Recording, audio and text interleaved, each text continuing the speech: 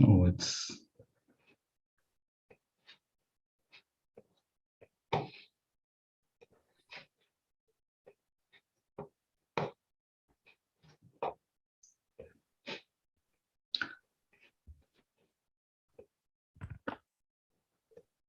okay.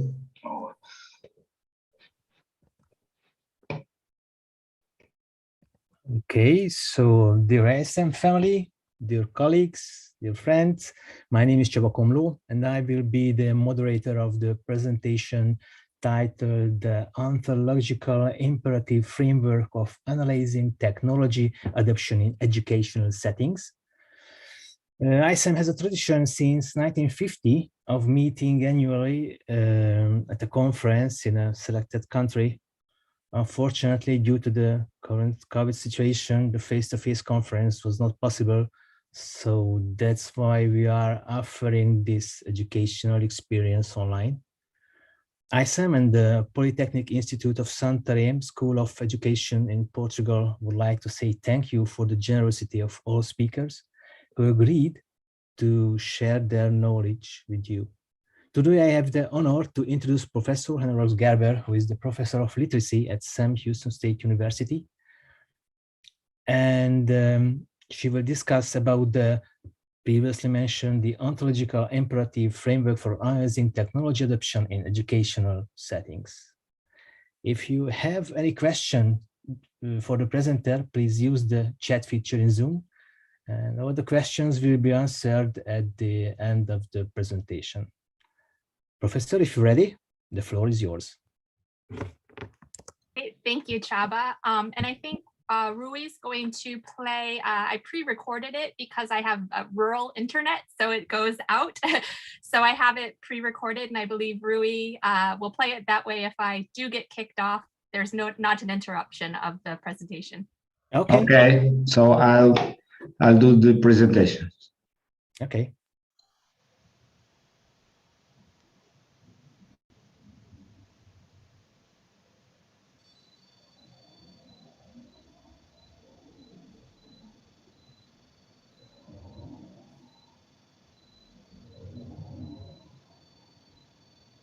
Good morning, good evening, good afternoon, whatever time of the day it is and whatever part of the globe it is, or whatever part of the globe you're in. I just want to welcome you to the webinar on the Ontological Imperative. Appreciate all of you being here. I am pre-recording this because I've had quite a few internet issues over the last few weeks. I have rural internet, so it's never really secure or stable. So with that being said, I am re-recording. Again, thank you for coming, and really excited to share with you a framework that I've developed with my colleague, Tom Liam Lynch, over the last 5, 6, 7 years. We originally developed this framework for researchers to help them critically interrogate the digital tools, systems, and services they were using in their research, and am now applying this to technology adoption. So as we know, technology and digital spaces, made accessible technology, can often seem really scary to the uninitiated.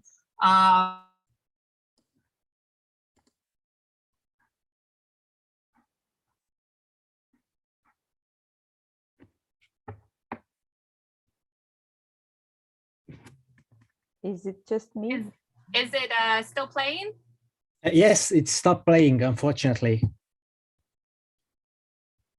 It often creates a system of potential educational economic instability, what I refer to colloquially as keeping up with the Joneses in educational spaces. Each new system, tool, service, app, platform, hardware, or software, it often shines and sparkles and promises all of this salvation and freedom for instructors who are often, quite frankly, in this day and age, educationally, economically depleted. By that, I mean depleted of time, of money, of resources, and forced to find solutions for teaching and learning that will reach the broadest number of students as possible. However, this rapid fire succession of new this and new that big tech continually pushes out needs to be reprimanded by the end user. In this case, the instructor. You know, teachers, instructors, all of us really need to slow down our engagement with technology in digital spaces, really extricate ourselves from what I like to say, the mosh pit of shiny new apps, and do a deep dive into these technological and digital spaces to really understand what's going on below the surface in order to understand what we're requiring our students to use because of security issues and different things that deal with that. This deep dive, though, doesn't need to be something that is to be feared. The ontological imperative framework that I'm going to talk about in this webinar really provides scaffolding and guidance for interrogating technology and digital spaces to ensure that they're providing, that teachers and instructors are providing students with the best digital tools, systems, and services. So, as evidenced by the COVID-19 pandemic, we really, I think, were able to understand that our educational system is incredibly vulnerable. Whether we are looking at primary and secondary education or higher education, we have a system where countless individuals are faced with technological insecurity on a daily basis. And this technological insecurity can lead to educational instability.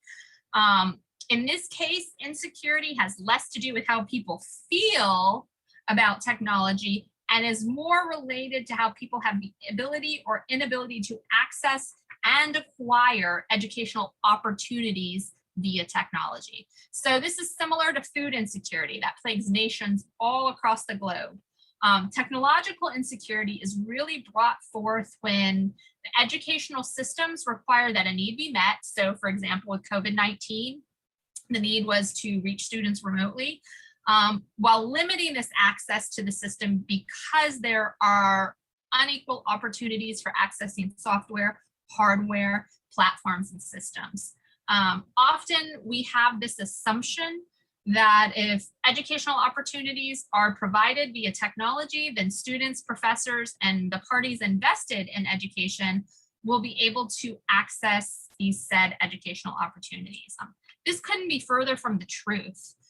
Educational opportunities via online spaces from the very outset are not created equal, nor are they equally accessible, nor do many individuals have the knowledge or understanding of the very divisions versus opportunities that technologies are capable of creating. Yes, I said that, the divisions created by technological advances. So really, what does it mean when the very technologies that are being pushed forward for use to deliver content are often for profit, driven by mega corporate mission of one size fits all globalization versus autonomy and sovereignty of the community and the individual? What does that really mean? These same corporations and companies often collect copious amounts of user-generated data, which in turn they use to profit from via advertising revenue, the creation of profiles and personas of individuals based on aggregate data that might or might not indicate a true picture of the individual or the community.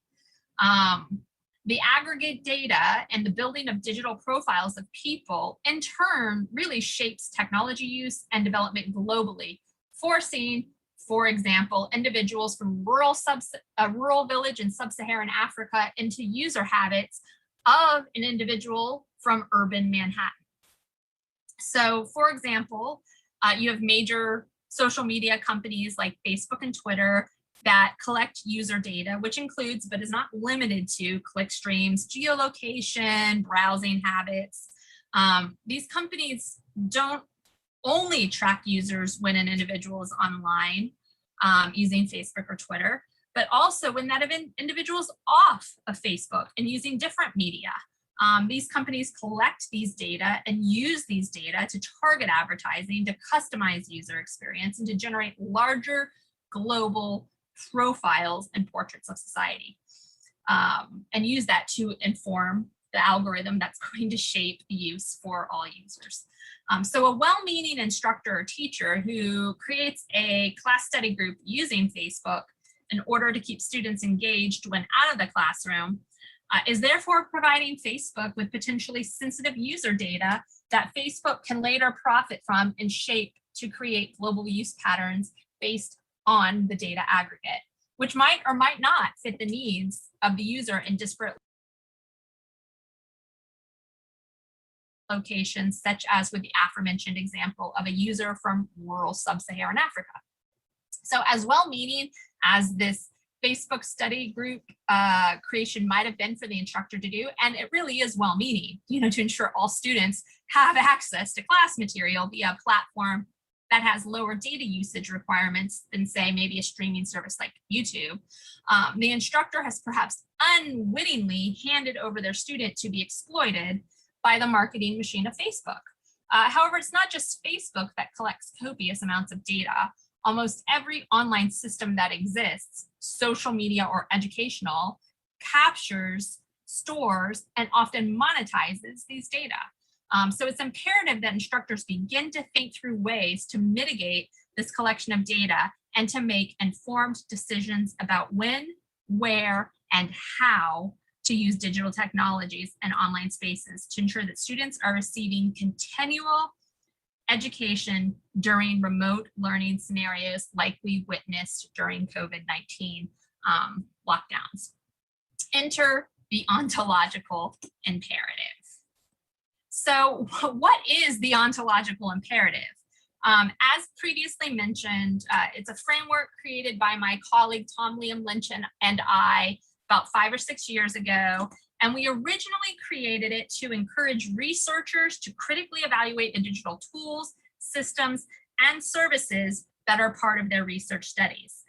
Because digital technology and the very digital traces that digital technology leaves are temporal, transitory, porous, and constantly in flux, researchers and scholars must engage in a critique of the digital tools, systems, and services that are a part of their studies to ensure that research is transparent and replicable, okay? So to date, this framework has been applied to mixed methods research, multi-methods research, qualitative research, and quantitative research. But it can also be applied to the critical evaluation of technologies used within pedagogical and teaching situations in remote learning scenarios. So if it's a 5-question framework and it engages individuals in a philosophical deconstruction of the very nature of what it means to be digital, hence ontology. Because of this philosophical deconstruction of the nature of ontology within the digital realm, Tom and I really stress that epistemological claims are therefore strengthened in a researcher's study. The same analogy applies to the concept that ontologically deconstructing one's digital teaching and pedagogical materials will lead to a strengthening of student learning and the epistemological understandings of course material. So the 5 key questions that undergird the ontological imperative framework allow an instructor to apply a critique of digital tools, systems, and services within their own teaching. So the first question, what digital tools, systems, and services are at play in my teaching pedagogy? Who created them and why?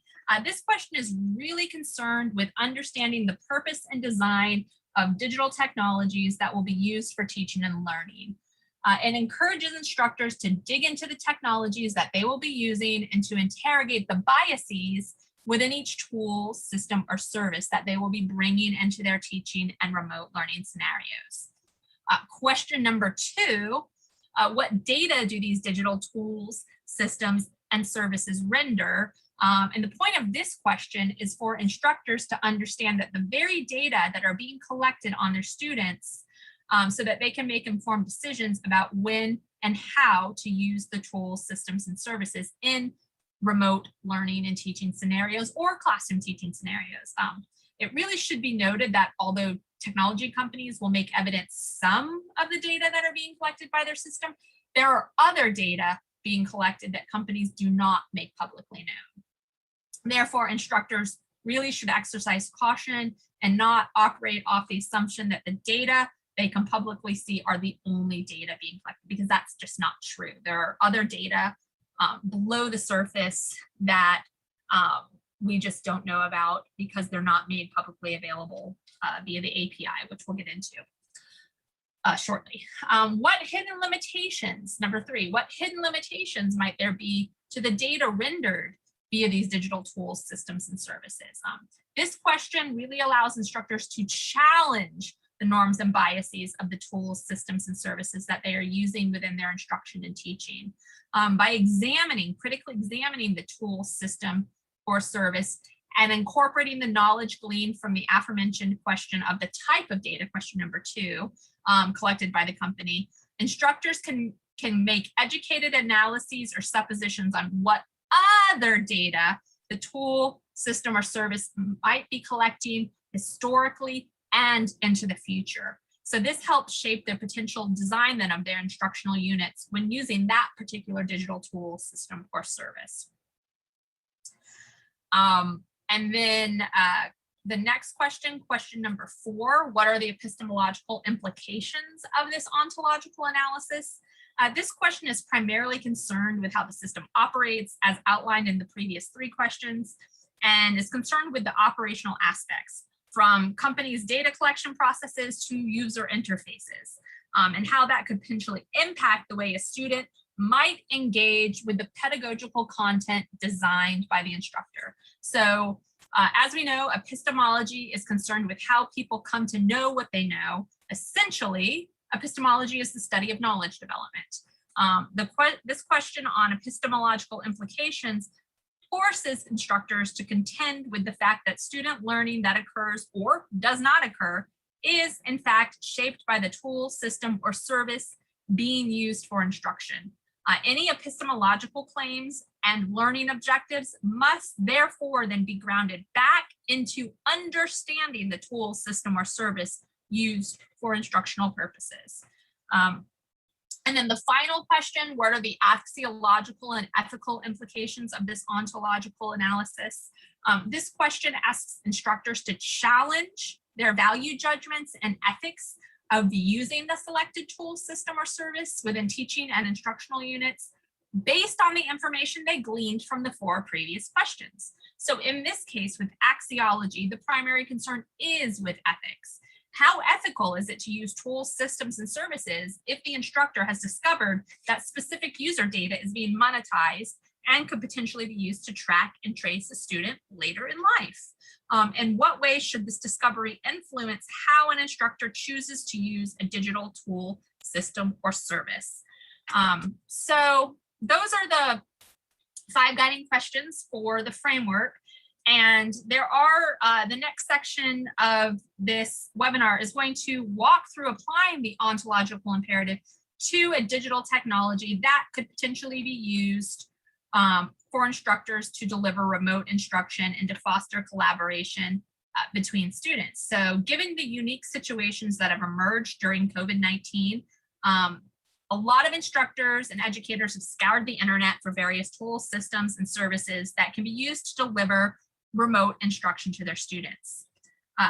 Because of unique circumstances that some students face with connectivity, hardware, and software constraints, many instructors are looking for multi-use tools, systems, and services that are free to use and offer multiple facets for instructional opportunities that can easily be used in low bandwidth situations. For the purpose of this ontological imperative analysis, I'm going to focus on the digital messaging service Discord, which meets the aforementioned criteria. It's multi-platform, it can be used in low bandwidth, it's interoperability.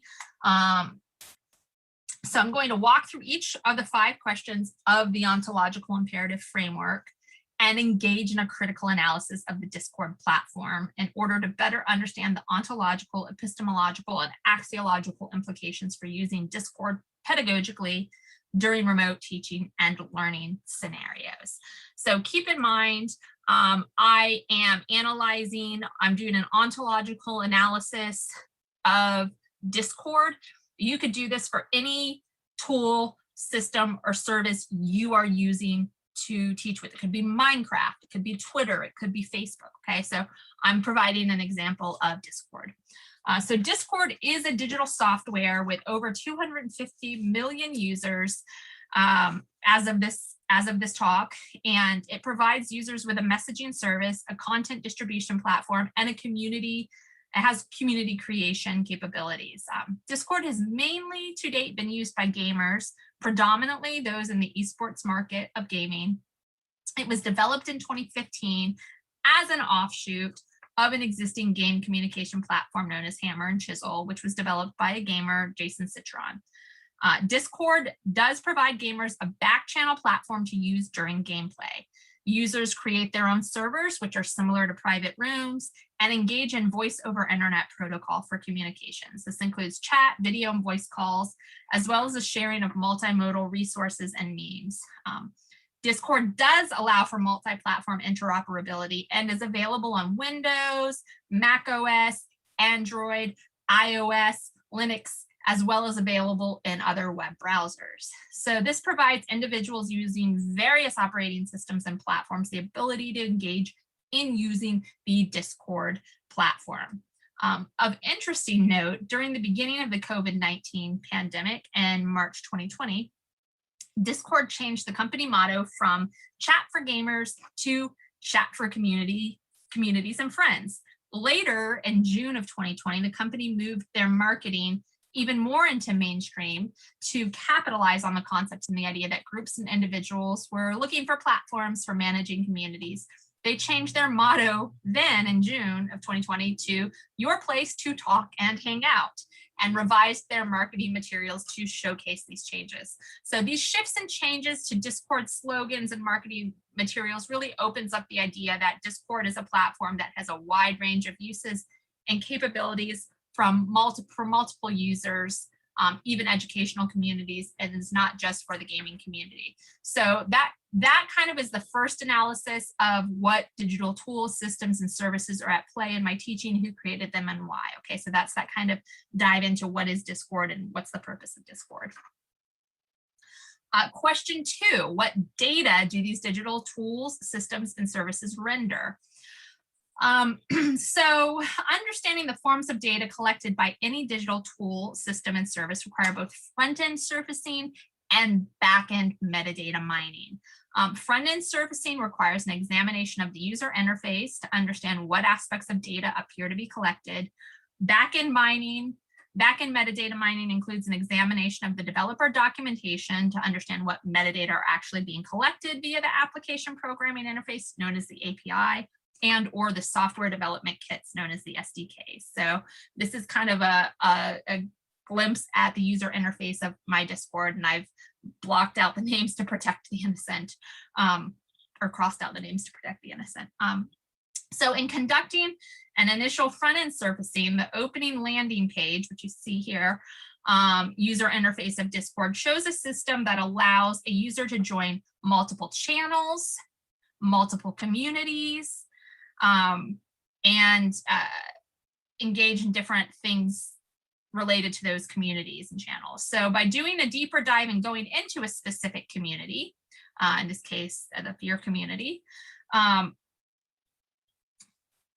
versus just, I'm able to see that various rooms have been set up for engaging in different aspects deemed important. These voice channels, these are important to the community, as well as rooms for private and public chat. You can see by the locks, including who is online from that community over here, and where the community bots or leaders are operating, and such as selecting background music or answering surface questions from community members. Other facets that are deemed important by that community, such as live streaming, and private instructions for joining private rooms for future group chats. So from this front-end surfacing analysis, it appears that data that could be collected would be various chats among users, both public and private, user identification names, and community information such as individuals who make up a community user base, and potentially collecting information on links between users. Okay, so that's the front-end surfacing. The next level of analysis requires delving into the back end of the system, which requires going deeper into developer documentation. Almost every digital tool, system, or service has what is known as developer documentation. Developer documentation is sometimes known as a developer portal, is where the software engineers and third-party developers go to find specific details needed to create a new digital application or software that will interface with the current software. So an example of this can be seen in Facebook. Facebook's a social media service that allows other developers to interface with the Facebook system via the API. In most simplistic terms, this means that Facebook makes data available to developers so that their product will link and interface seamlessly with Facebook, such as the addition of third-party apps like Farmville to interface with a user's Facebook profile. This new app often requests access to data such as the user's friend list or other data needed to allow the app to operate within Facebook's interface. A simple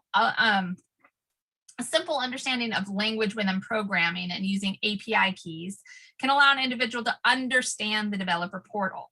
Okay. So a Google search or search within a digital system for developer documentation or API documentation will often take the individual straight to developer documents. A basic understanding of the language used in software app development, and I do not mean the programming language. It's not what I'm talking about. I'm talking about the language used in software app development will help one grasp the way that data are flowing among between. So that language are things like get, pull, and grab.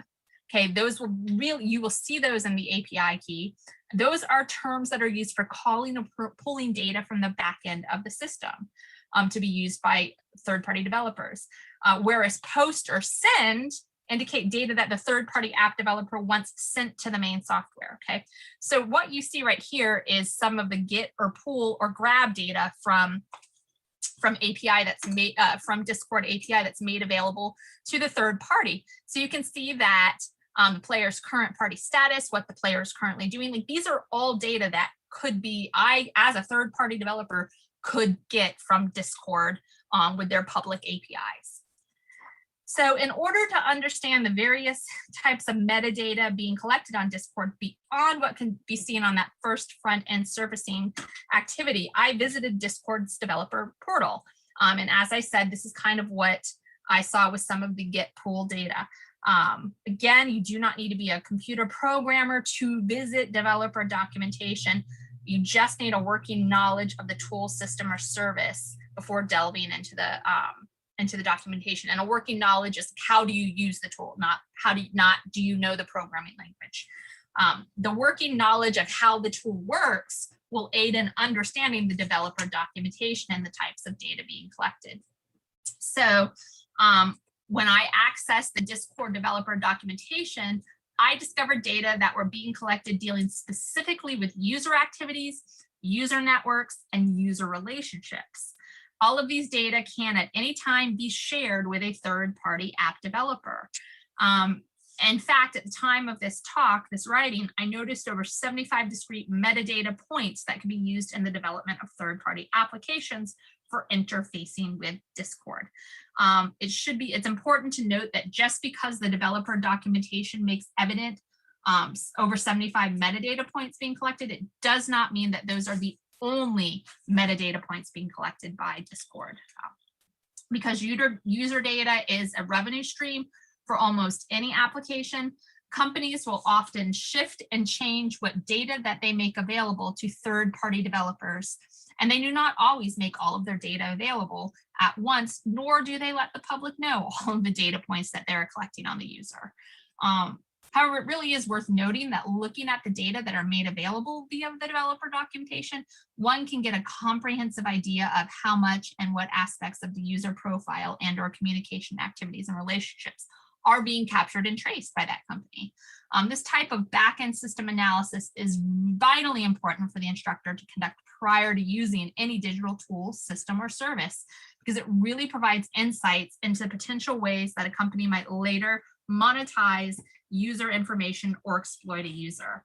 Instructors should take the insights gleaned from both front-end servicing and back-end analysis into consideration as they engage in selecting digital tools, systems, and services for pedagogical purposes.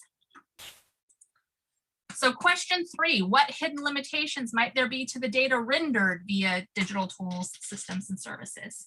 So even though a thorough analysis via front-end servicing and back-end mining was conducted, this analysis only provides a partial understanding of Discord. As I mentioned before, companies do not make all data available, nor do they show developers and or users all data that are being collected. This is important to consider when making decisions on technology adoption within remote learning scenarios, because over time, companies change how their product operates, both via the user interface and via the data collected. So because digital spaces and the data produced by digital spaces are often transitory and temporal, it's important to have a historical understanding of the tool, system, or service that an instructor plans to use for teaching. This historical understanding is important because it allows an instructor to acknowledge shifts and changes in the tool, system, or service, and how those changes might impact and limit how a specific technology is used now and how it was used in the past. So in the case of Discord, the platform has been in existence under the name Discord for approximately 5 years. So any historical analysis will be limited. To conduct a historical analysis of a tool, system, or service, in order to better understand that a digital product, understand changes that a digital product has undergone, one needs to use an archival service to conduct an analysis. So my go-to choice when I am historically examining a digital tool, system, or service is to use the Internet Wayback Machine. The Internet Wayback Machine is a web crawling, it's a web crawling service. It's archives developed in 2001, and it's archived almost 500 billion web pages as of this webinar. By using the Internet Wayback Machine, an individual can examine web pages as they existed historically at a given moment in time, whether or not that web page still exists in contemporary time. In order to do a single snapshot of one of the original archives and caches of Discord, I launched the Internet Wayback Machine and input the original URL used by Discord.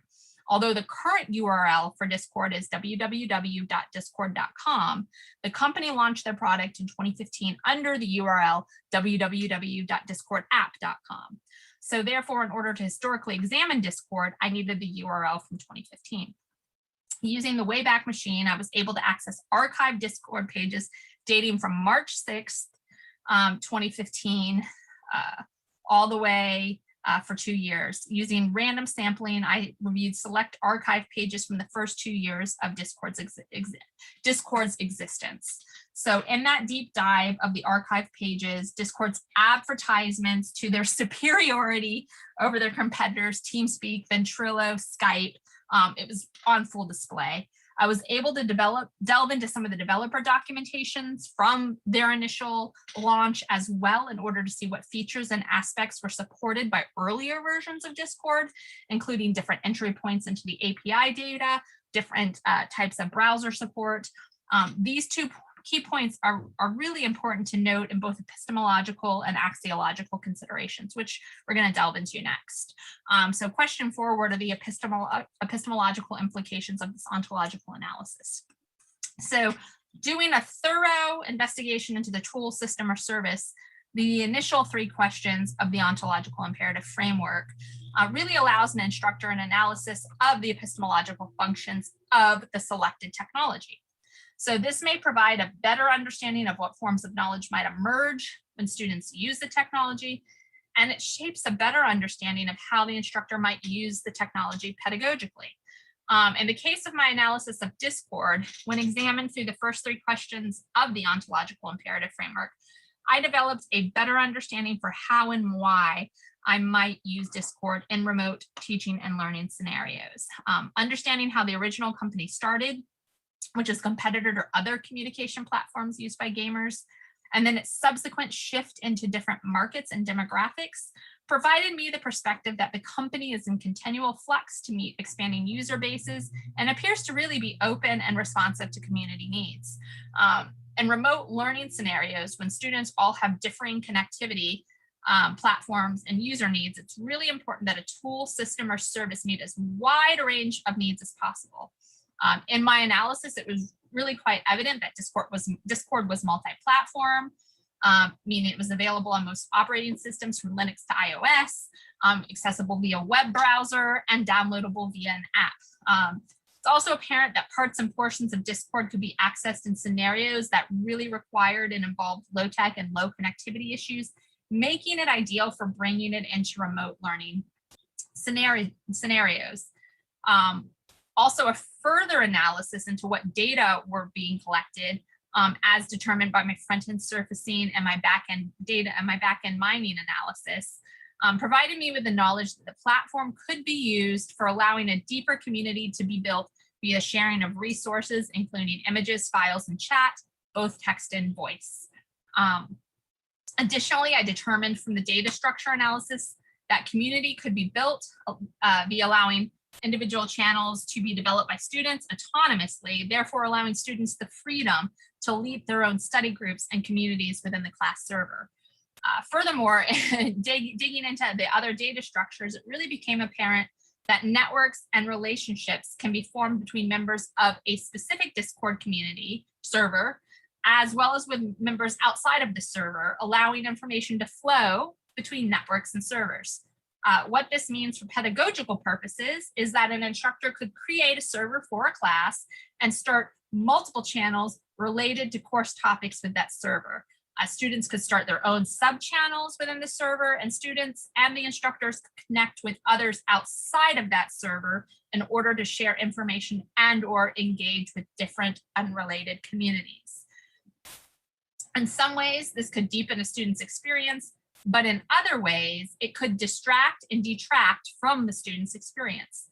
The biggest reminder and takeaway from the ending of the analysis into the epistemological considerations is that Discord was created for entertainment and community, not for educational and pedagogical purposes.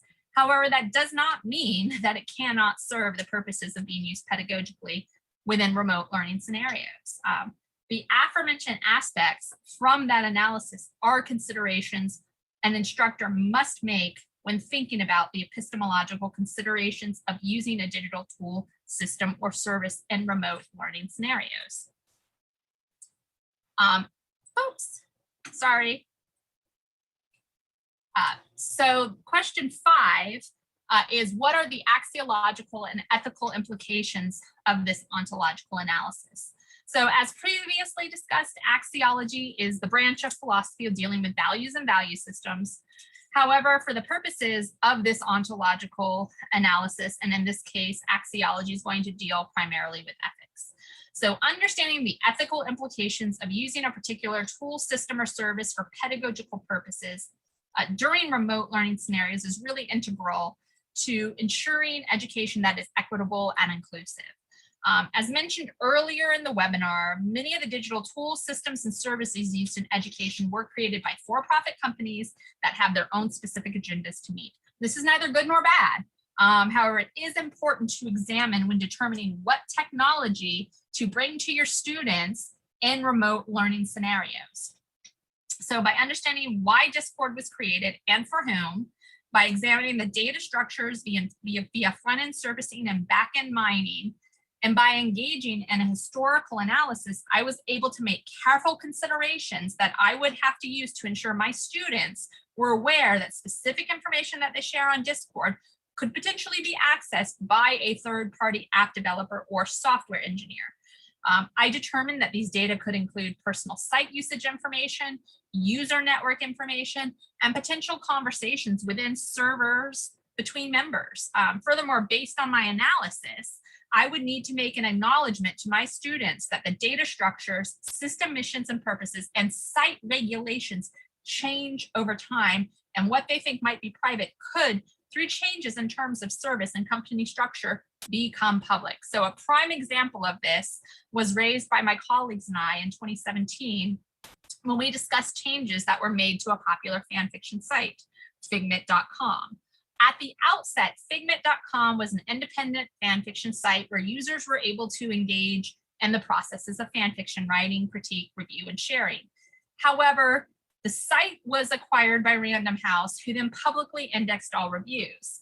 This meant what was once private information on the site was now publicly available. This shift from public to private can happen with any digital tool, system, or service, regardless. In the US, we have something called FERPA, and a lot of the tools, systems, and services that we use in educational spaces are not protected by FERPA. And so really that's something that needs to be paused for concern and consideration. Other countries have different privacy regulations for students and with technology, or not technologies, with teaching. And so it's just considering that not everything is going to stay private.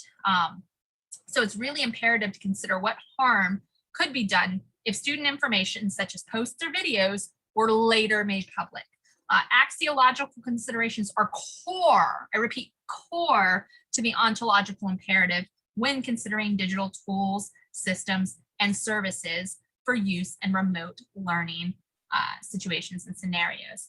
So as you saw in this brief webinar, I presented the ontological imperative framework for one particular digital application called Discord, okay? I was just doing the framework and showing you how I analyze Discord if I were to decide, hey, I want to teach with Discord because I've got students all over the place. It's the pandemic and can't all, I've got to have technologies that can work for all students. So I was exploring the Discord app. You know what digital tools, systems, or services that you're using with your students. Perhaps it's Google Classroom.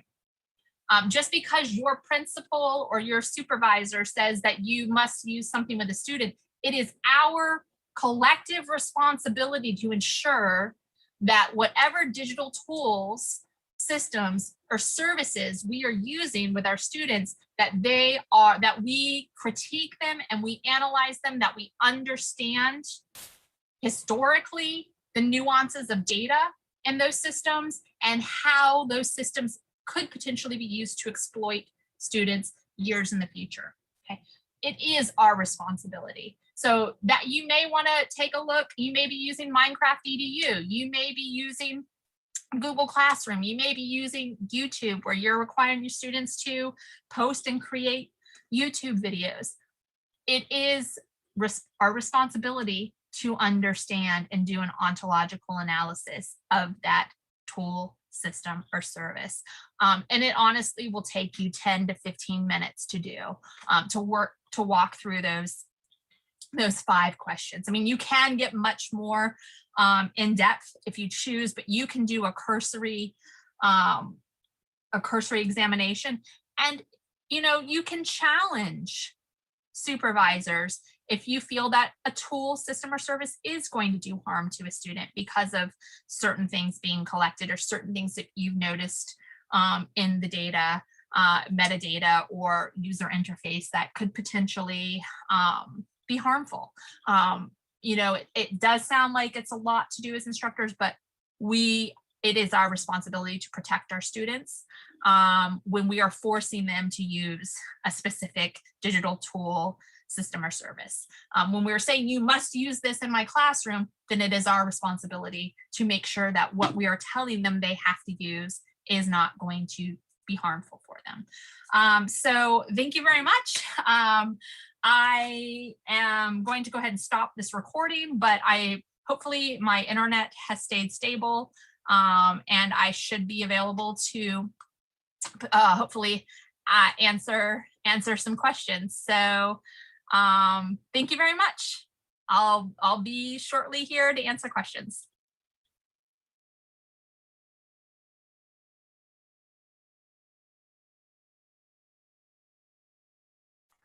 Okay, thank you, Anna. I'm here, so I was able to stay online.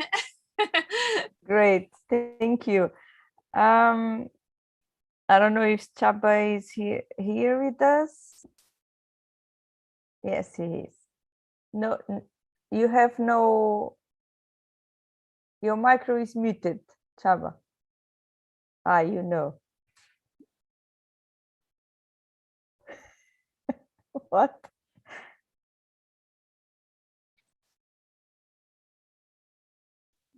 He's writing down, maybe. Ah, No, he's I back, was he's muted. back. I was muted, and I couldn't unmute myself. But now it's. But not now. I'm have the permission. So there's a question in the chat. Peter Lang wrote it, but Hannah answered it. I think it could be interesting to read it. To your knowledge, what app software are some of the worst offenders of user data exploitation? Based on your ontological imperative framework, are there any app software that you'd recommend using safe for remote teaching, learning use?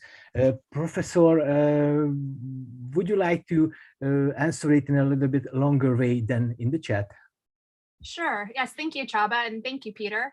I do think that some of the, if we want to call them worst offenders, are the applications that are created more for social use versus educational use. So, for instance, yes, Facebook, Twitter, YouTube, these do tend to be the worst offenders. As far as saying, okay, I'm going to do an ontological analysis, I think that this is grounded in the fact that, you know, and like I said, this is neither good nor bad. That's the business structure of that company for a specific purpose. And that specific purpose was not necessarily educational, right? So that's why you end up with these applications that at any given time, in a, you know, chronology of the application can exploit the user. I've not done an ontological analysis of, let's say, Google Classroom or Minecraft EDU. I would challenge each one of you just to kind of pick an educational app that you are using. I particularly chose Discord simply because it was not an educational app. So I wanted to do the ontological analysis on that. To see, you know, how it could be used in remote situations. You know, certain things, for instance, I mentioned FERPA. There are certain, FERPA is a US regulation for protection of students. It's not just digital, it's actually student records. So that's any records. Most countries do have similar protection aspects for students. I would challenge each of you to actually engage in a conversation with the reps that come to market these materials to your schools or your supervisors, what data protections that they do offer, and then still do an ontological analysis. So Peter, I don't know if that necessarily answers your question because I've not done that full kind of ontological imperative analysis I did over Discord, over say Google Classroom or Minecraft EDU, but I think in doing an ontological analysis of the 5-question framework would kind of help give a better idea of just the levels of protection of that student using that service, tool, or platform. Thank you very much. And there is another question. Regarding teachers' competence, are teachers prepared to use this framework, or are some students more competent to be able to do it? The question came from Maria Valreiro. Great question. So I actually do think, like I said, I did a deep dive in, but I do think that even teachers who don't feel super digital savvy, that's I think that was part of the part that got cut off on the recording, that you don't have to feel digitally savvy, because it's very easy to even go to the About Us page on a website and see when were they created, who owns them, meaning like who are the owners of a company, you know, just to kind of get an idea of how long they've been in existence and what their purpose is. To look at the user interface of any product you're going to use with your students and say, oh, look, there's an area where students can write in a discussion forum. That might mean that discussion posts are being able to be seen by other people. Oh, look, I can see which 2 students are talking the most. This might mean user networks are being traced. So that's just kind of from a front end.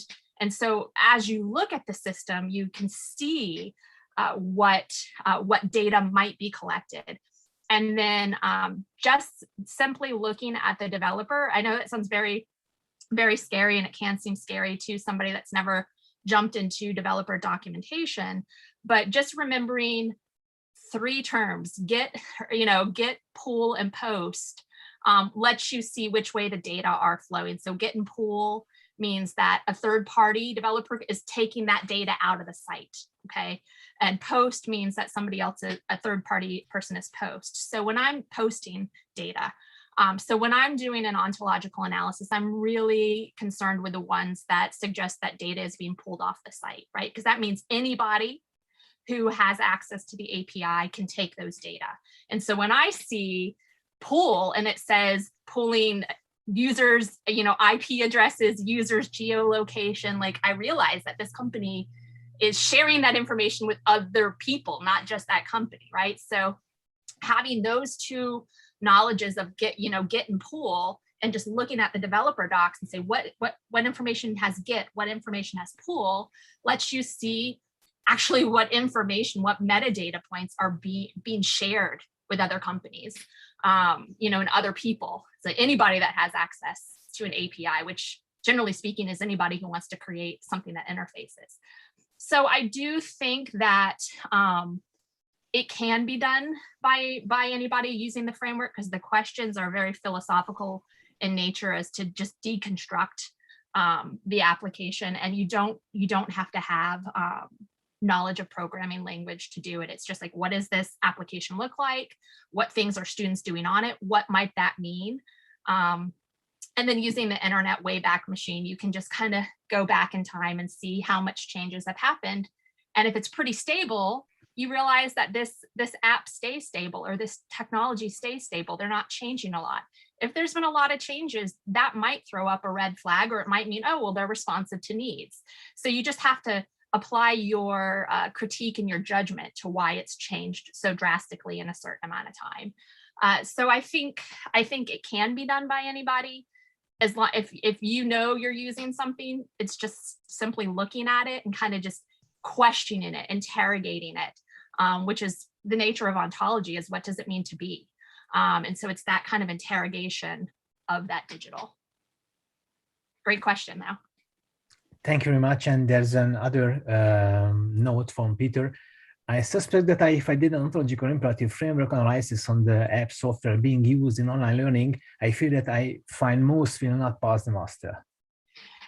And that's a great point, Peter. And I think that comes back to question number 5, which deals with axiology and with ethics. And so that simply means that once you realize that, it's making your students aware. Like, hey, we're going to use this in the classroom, but I did notice that it could be doing X, Y, and Z. That way a student can elect. They have, what we call informed consent and research. They do have that opportunity to say, hey, this application is not just collecting my geolocation, but they're sharing it with other companies, along with, how much time I spend on this app. So I think it's not that we say, oh, this app isn't going to pass, I can't use it. It's just making sure we provide informed consent to our students that we're going to use this app. I've noticed that this app does collect this type of data. Doesn't mean that the data are going to be used, against you, but I want you to know I've noticed this. You can elect how you want to engage with the application. So that's, yeah, exactly. Peter says cost benefit. Exactly. That's exactly what it is. Yes, as there's no question on the chat board of the Zoom, so it's been a privilege to moderate this very interesting presentation, and I think I can say that we are all enlightened about the aspects of the ontological imperative. So on behalf of the International Council for Educational Media and the Polytechnic Institute of Santarém School of Education, I would like to say thank you again to Professor Hans Gerber, and also for the organizers for their hard work to make this event possible. And I'd like to thank you for the audience, the participation and attendance, and I hope we will meet next time in 2022 in a face-to-face conference in Portugal, in Santarém. Thank you. Thank you all. Thank you. Thank you, Hannah. Thank you, Csaba. Thank you, everyone. Thank you.